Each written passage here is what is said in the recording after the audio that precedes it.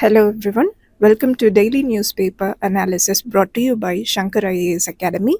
Displayed here are the list of articles that we are going to discuss today. Topics for discussion. First, India's Green Industrialization by WEF, from The Hindu.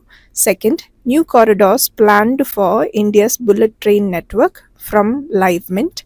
Third, system to predict dengue outbreak from Indian Express. Fourth, Trump declares an end to US citizenship by birth from The Hindu. Without much delay, let's get started. The next article titled New Corridors Planned for India's Bullet Train Network. So this article discusses about India's plan to expand the high-speed rail networks along with the Golden Quadrilateral highways. So it has plans to connect various cities through the bullet train corridors. So in light of this article, let us see the basics about the Golden Quadrilateral. So it is a massive highway network project where it connects India's four major metros. So it includes New Delhi from the north, Mumbai from the west, Chennai from the south, and Kolkata from the east. So this project was established under the National Highways Department project under a former Prime Minister Atal Bihari Vajpayee in 1998. Now let us look into the key features and its routes. So its length is approximately 5000 km and it has 4-lane highways as well as 6-lane highways to increase its speed and efficiency, where it has other modern engineering features such as the bypasses, flyovers, underpasses and other service roads. So under the Golden Quadrilateral project, the Delhi and Kolkata region is known to be NH2, where it connects major cities such as Kanpur, Allahabad, Varanasi and Dhanbad. From Kolkata to Chennai, the highways would be named as NH6 and NH16, where it connects through major cities like Bhubaneswar and Vijayawada. When it comes to Chennai and Mumbai, the highway is known to be NH48, where it connects major hubs such as Bengaluru and Pune. And finally, the Mumbai and Delhi road connectivity, known to be as again NH48, connects major cities like the Ahmedabad and Jaipur. Looking into the implementation and technology, they are managed by the National Highways Authority of India, and the cost was induced to almost 60,000 crores, and it was completed under the budget by the 2012. And the recent budget also includes road connectivities programs. Here it was induced under the implementation of having modern road construction. It has drainage system and advanced traffic management through their surveillances. Now looking into the economic significance, first under trade and industry, it connects major ports, industrial hubs and other agricultural regions. So the logistics has a higher potential and increase for a country, India. It reduces the transport cost by reducing the time, and it boosts the exports. Next is industrial growth. It brings a major industrial growth, such as for example having automobile hubs in Chennai, manufacturing in Gujarat and Maharashtra. It connects all of these cities. Next is connectivity and employment. First, it connects major metro cities to smaller towns and rural areas.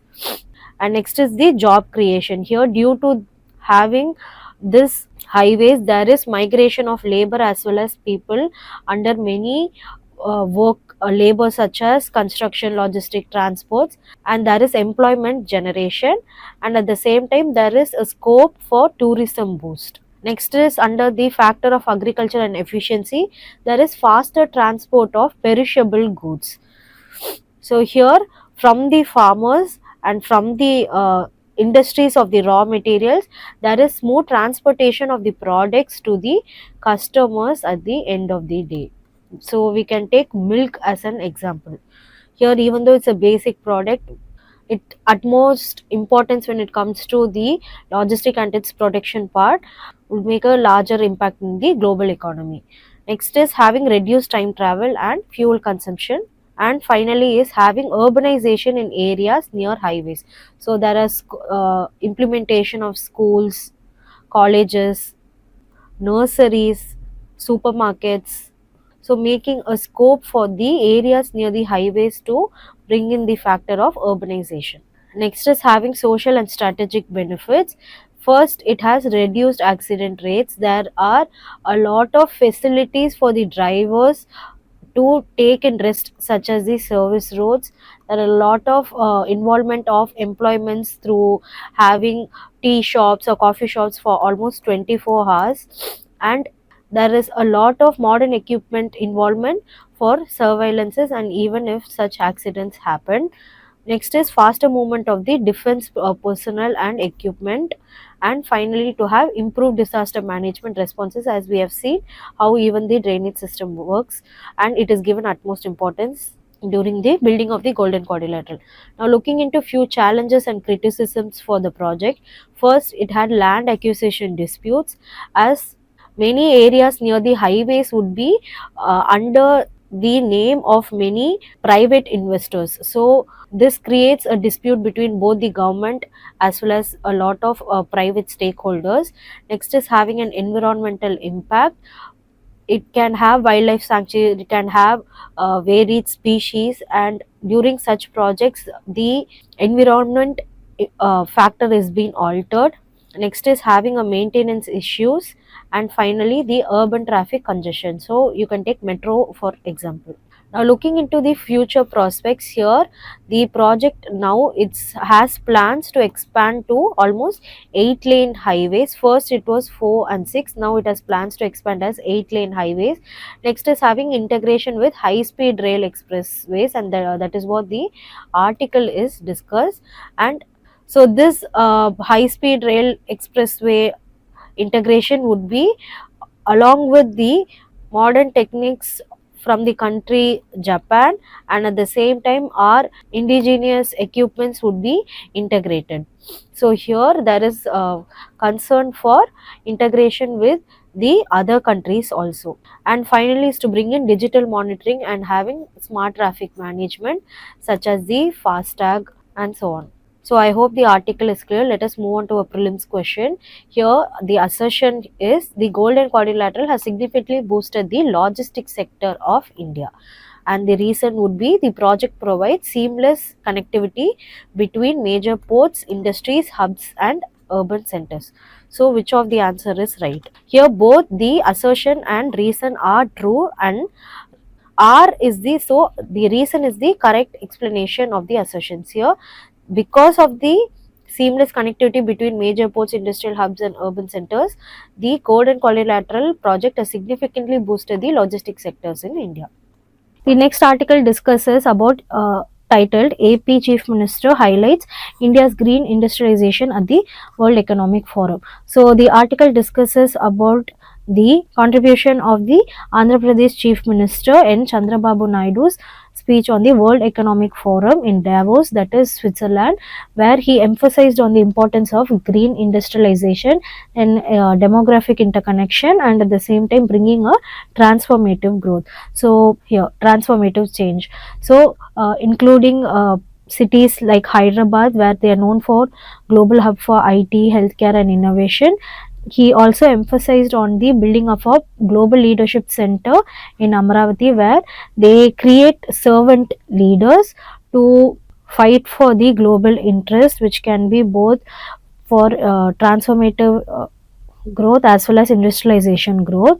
And at the same time he emphasized on the importance of leveraging technologies like AI and real-time data. Real-time data can be taken as an example of real-time data analysis of big data, where it can be used in sectors like healthcare or weather, such as analyzing the heartbeats and so on. So the article mainly discusses on the importance of global competitiveness and leadership development. So in light of this article, we'll be seeing few concepts. Now let us see what is India's green industrialization. So Chandrababu Naidu focused mainly on the importance of green industrialization. Here, looking into the key steps, first there need to be increase of the renewable energy. So, looking into the definition, green industrialization can be defined as the rise of industrial growth along with the rise of environmental sustainability.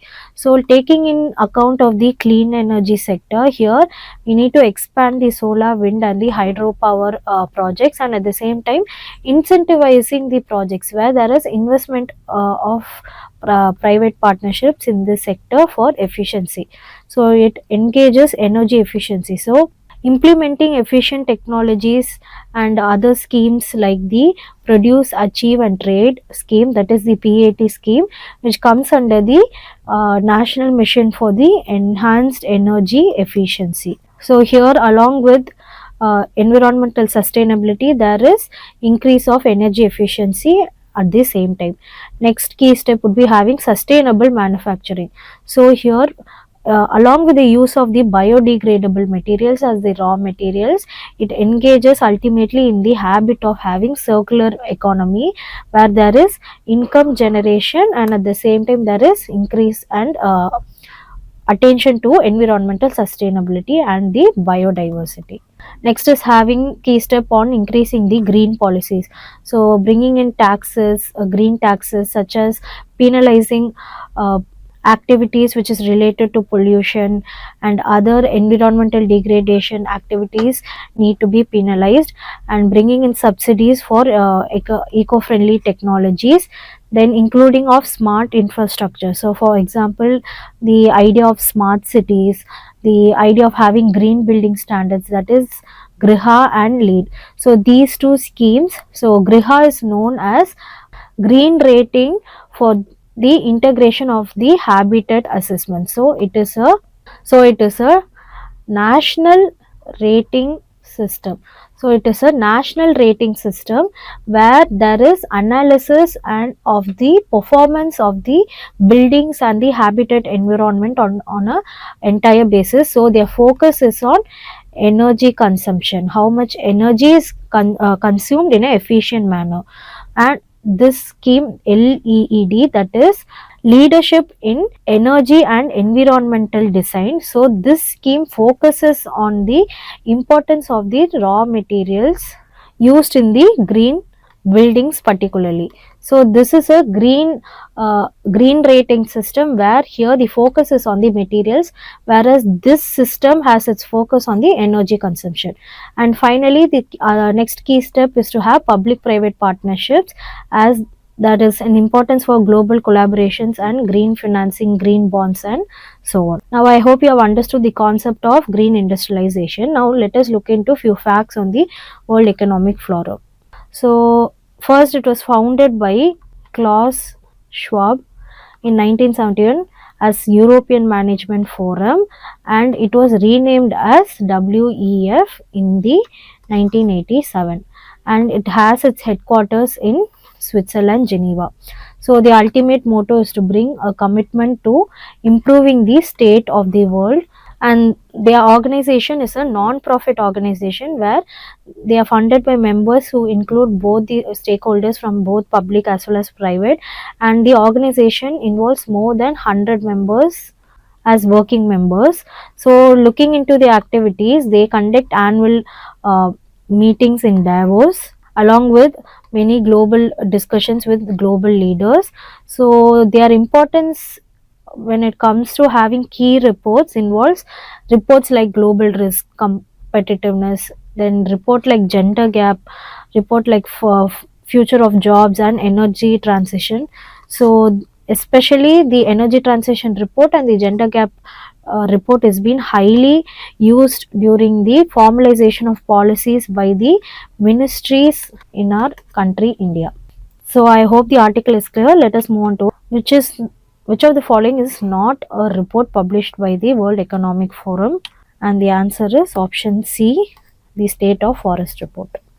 So moving on to the next news, here titled Pune's IITM developed system to predict dengue outbreak. So the article discusses about the researchers who have from the Indian Institute of Tropical Meteorology have developed a dengue early warning system that can predict potential outbreaks. So the system includes potential climate based dengue factors such as the temperature, rainfall, and humidity patterns. So these three patterns, these three factors are the important three factors which should be taken in account to predict the dengue outbreak, and these are known to be the potential climate based dengue factors.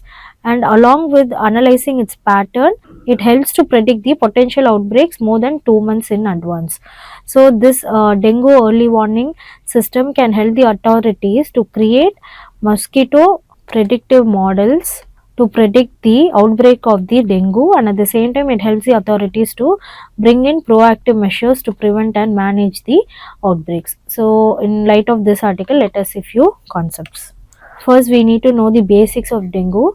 So dengue is a viral disease where it is a vector borne disease. So vector borne disease is nothing but it is transmitted from a human being, or a it is transmitted from a living organism to human being, and it is not spreadable in nature. That is, there cannot be human to human contact.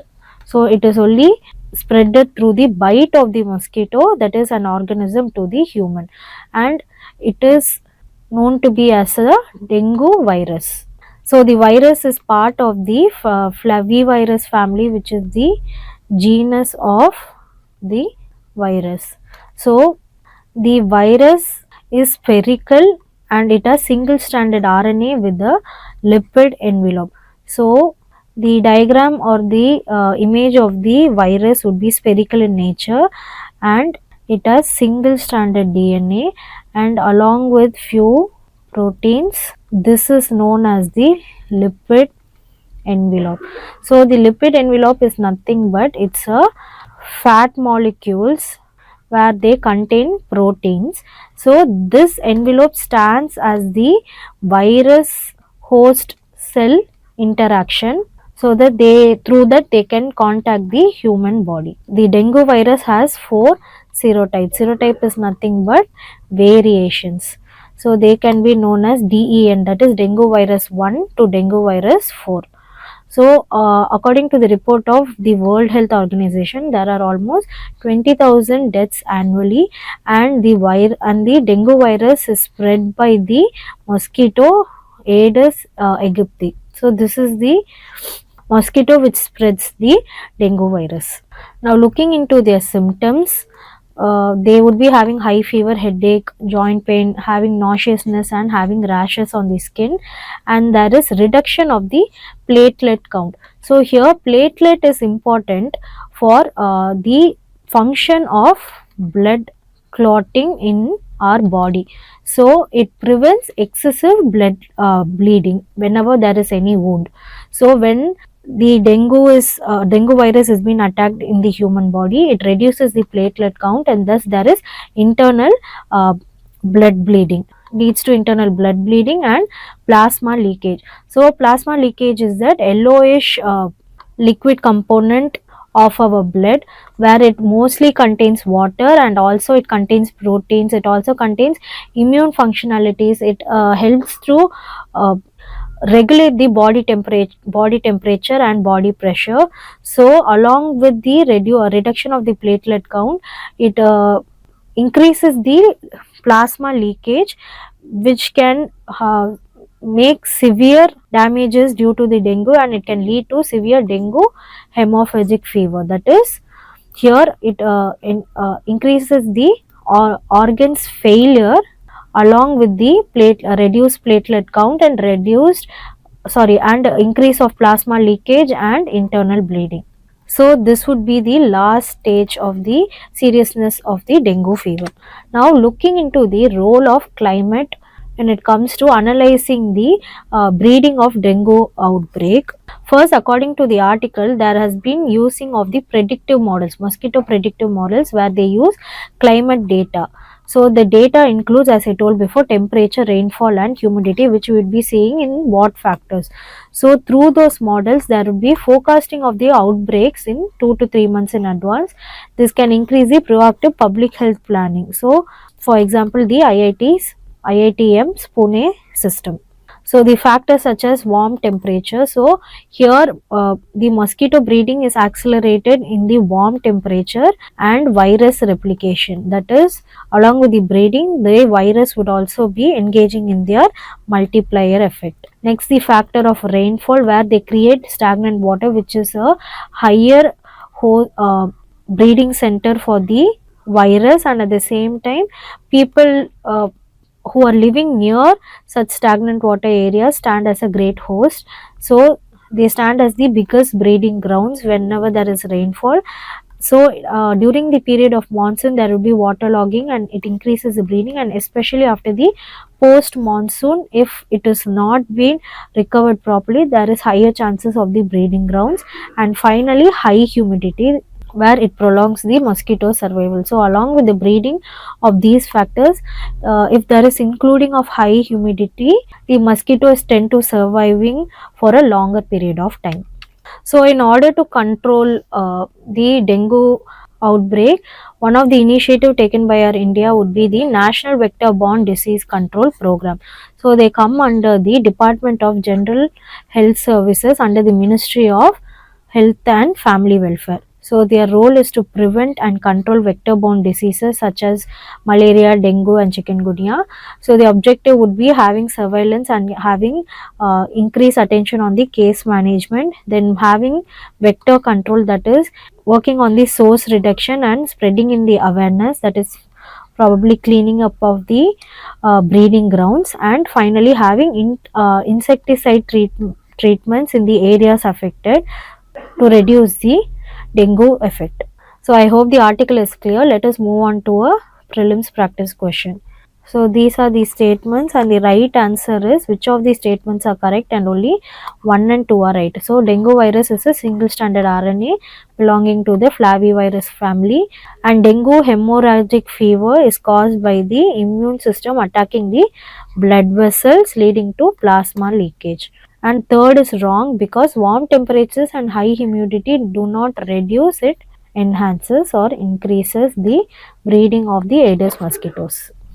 So moving on to the news article, here Trump declares end of the US citizenship by birth.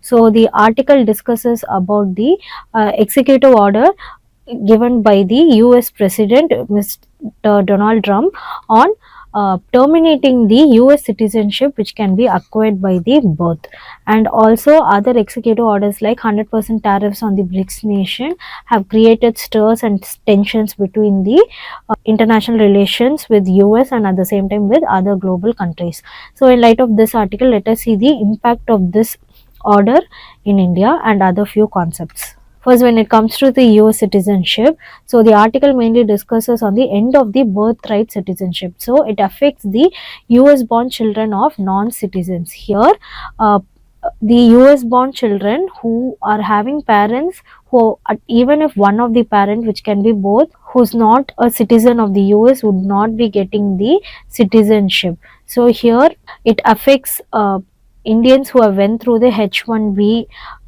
process, and also at the same time it affects the Indians who have went through the temporary visas. So almost 18 states, that is 18 democratic states of the US, have challenged the move as unconstitutional in nature.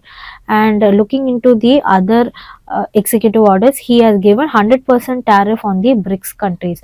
So this move targets nations which are moving away from the dollar based transactions. So it is nothing but any countries which are getting into international trade without the involvement of the dollars, or the money, dollar money, or involving in dollarization, they would be given 100% tariffs, especially a direct impact on the BRICS countries, as India is one of the founding members of the BRICS organization. And next is having a immigration crackdown. Here almost 7 lakh Indians are at the risk of deportation due to the citizenship issue, and almost 18,000 individuals, according to the article, have already been on the final removal list. So looking into the impact, so keeping in mind of these criteria or these new changes brought by Mr. Donald Trump, let us look into the impact on India. First is the economic concerns. So here the sensitive index, which is the Sensex, which is a Indian stock market index have drastically fell down to almost 1,000 points due to the tariffs fears.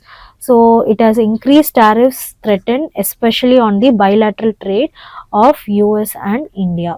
So looking into the need of diplomatic engagement, our external minister Mr. S. Shankar have met Mr. Marco Rubio, the US Secretary, on having discussions on the bilateral relations, the Quad organization's priorities. So there is through that organization there is peaceful agreements between the India and US and strengthening the bilateral trade and also issues related to immigration and tariffs.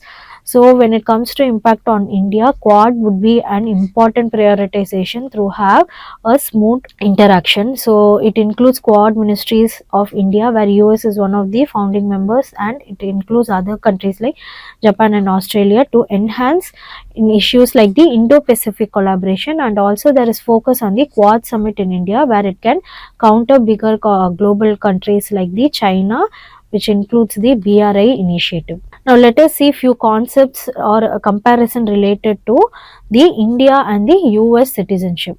Here looking into the aspect, first on the constitutional basis, the articles of citizenship comes under 5 to 11 and also under the Citizenship Act of 1955.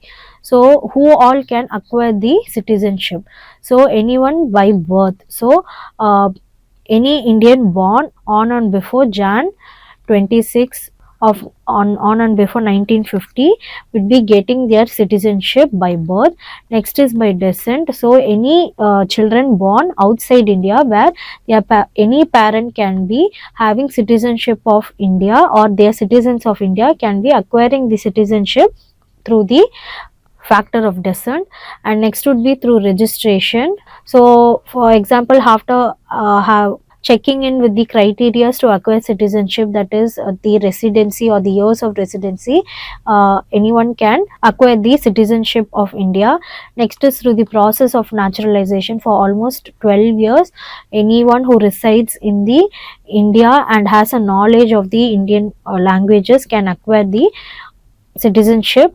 And finally on the incorporation of the territory, so any territory which has been integrated with our country India would be acquiring, the people from that area would be acquiring their citizenship. Now looking into the next aspect, birthright citizenship. Here the birthright citizenship is only restricted to one parent, where they should, at least that one parent should be an Indian citizen, and this was given post 1987. Now looking into the dual citizenship, that is having two citizenships from different countries. So in India it is not allowed. Here foreign citizenship, for example, if I'm having an Indian citizenship and at the same time I'm having US citizenship, I would be resulted in loss of the Indian citizenship. And looking into the next aspect for children, here at least one parent should be Indian, and illegal immigrants are excluded from this. Looking into the rights of citizens, here they are acquired to fundamental rights on the constitutional basis, such as equality, freedom of speech and non-discrimination. So the other totally to the constitutional and the legal rights of a country India, and also including voting rights, which is only restricted to Indian citizens. And looking into the military service, here they can involuntarily they can join in except during the special circumstances. Here for example you can take emergency. So these are the criteria for Indian citizenship, and let us compare it with the US. Also when it comes to the naturalization on process, here almost 12 years of residence is important and knowledge of the Indian language. Next is looking into the loss of citizenship. So I can lose my Indian citizenship in when it comes to three factors, that is the renunciation. Here if I am involuntarily wanting the US citizenship as I'm moving there, so I can voluntarily give away my Indian citizenship and acquire the US citizenship. So this is known as renunciation. And when it comes to termination, here when I am holding both the citizenship, that is Indian and US citizenship, I am automatically asked to terminate my Indian citizenship. So this is out of by force. And finally under the factor of deprivation, if I have acquired my Indian citizenship due to fraudulent factors, I should be giving away my Indian citizenship. So these are three ways through which there is loss of citizenship. And finally, the emphasis is based on descent, which is strict to prevent the illegal immigration. So here why there is emphasis on the descent, because at least one parent should be of Indian citizenship as to prevent the illegal immigration. So these are the components when it comes to acquiring the Indian citizenship. So let us now compare with the US. Here, looking into the constitution basis, they come under the 14th Amendment and also under the Immigration and Nationality Act, that is the INA Act.